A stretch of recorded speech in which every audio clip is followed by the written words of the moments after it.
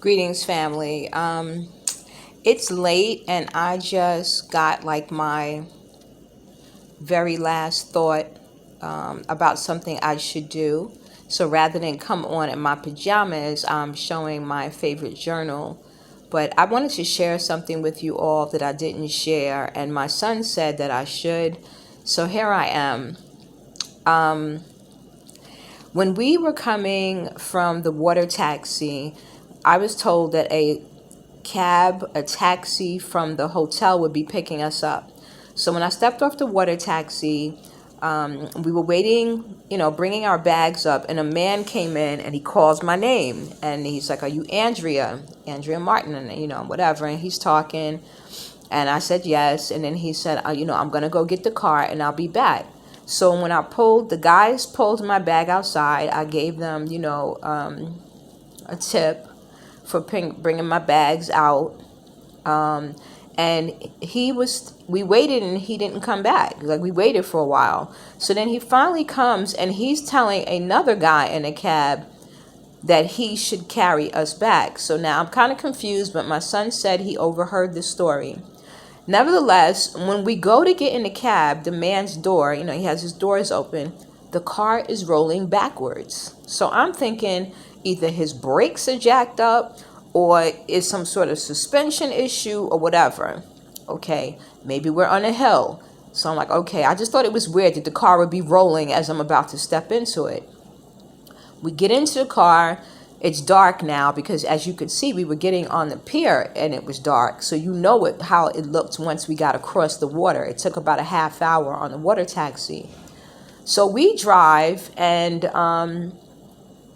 as we're driving, I'm thinking these back windows are all the way up. So I go to reach to roll the back windows down, and there's no handles. And then I go to reach for the door handle, and there's no door handles, like they've been removed. So you already know I'm panicking at this point, because where I come from, when you in somebody's taxi or the back of a car and you can't roll down windows and you can't open a door, that's like a setup for a kidnap, right? So I'm getting a little panicky at this point. I'm letting my son know, like, we're not able to roll these doors down. We're not able to roll these windows down. Get ready. So my son's looking at me like, "Mom, like, you're overreacting." And I'm like, "No, I'm not." So I'm asking the man, like, why can't we roll the windows down? So, he probably half understands what I'm saying. Nevertheless, he finally turns down this alley, and it's dark, like it's pitch black.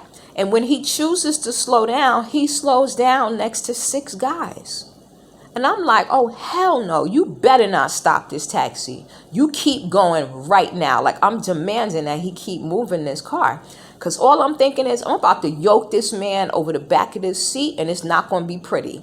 I will choke the life out of him. Like, literally, that old fearful way from the States was with me, okay?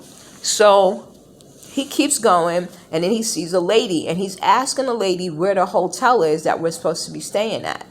And then I realize that this man don't even know where he's going. So she tells him to back up, that he passed it. It's a really bad road. You've probably seen it in some of the videos. It's very rocky. So he tries to back up and proceed up this hill. Why do I feel like we're in a Fred Flintstone car? I can feel all the rocks like under my feet in his car. Everything he's scraping up against, everything his car is struggling with, I can feel. Okay, so he goes back down the alley. He gets up the right street. And at this point, I'm like, "Where you going?" Because he don't know where he going. So he's telling me that I'm yelling at him. He's like, and I said, "Listen, you making me nervous. And that's not a good thing to do." He was like, "You're making me nervous. Please, please. I don't like when people yell at me." And I realized that he's probably harmless, but just the whole situation was a bad situation. So he finally pulls up in front of the hotel. We get out, and he takes my bags, and I thank him, and then I just go in the house because I'm like annoyed at this going to the hotel. And my son is like, "Mom, you were overreacting." I'm like, "No, I was not overreacting. Like, you have to be on the defense. Like, you can't have signs like that around you and not pay attention, So when I calmed down, I thought about it and I was like, it's a sad situation. I have to be fearful like that. But coming from the environment that I come from, we know that women get kidnapped. We know that people get killed and robbed and dragged places, and sometimes it's people that look like us, but most of the time it's not people that look like us. And so when you see the signs, you don't sit there and act complacent. You're supposed to be on high alert and be aware of what's going on and let that individual know that you know what's going on. So I'm going to say to you, I'm hoping that we don't have to have those same fears when we come from the States. At the same time, you can't be just ignorant about what's going on around you. Like, you have to be aware. So for me, it's going to be a matter of finding that balance. As much as I am at peace when I'm here, when little things come up that reminds me of situations in the States, immediately I'm like ready to snap.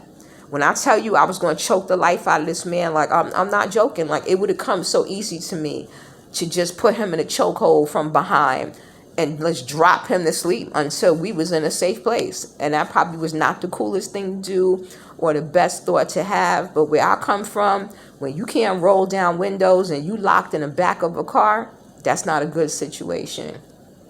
Y'all feel free to comment and let me know how you would handle a situation like this. But that was my scary taxi ride in Sierra Leone, and that was on first arrival. Y'all have a good night. I hope you enjoy one of my escapades. Stay strong, stay resilient, and we'll talk soon. Blessings.